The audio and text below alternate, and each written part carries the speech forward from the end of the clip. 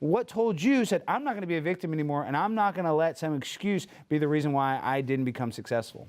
Well, the one thing about being a victim is you're basically waving a flag, which is an invitation for parasites. When you're a victim, it's somebody's going to come along and take advantage of you. They're either going to pose as friend or they're going to be a foe. Sometimes they pose as your friend and then they work as a spy. You see this with the Democratic community. Democratic community, they come along around black folks. They say, oh, you have this problem. We're going to help you solve it. And all they do is make things worse. So, personally, for me, how did I escape this? It was a moment of empowerment. Basically, what I said was to myself, everything in my life that I like or don't like is my fault. And from that moment on, everything completely changed. Because prior to, what you can do is you can deflect and say, oh, it's the government's fault. It's the white man's fault. It's my mom's fault. It's my dad's fault. Nobody gave me this. Nobody gave me that. But really, what you're doing is you're giving everybody else your power. You're relinquishing your power and you're giving it away, which means you don't have any power.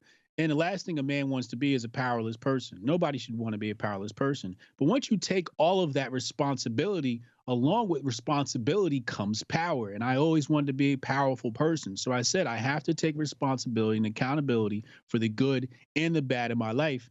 And everything completely transformed because then on, every single decision was on me and nobody else mattered in that decision. The government didn't matter. White people didn't matter.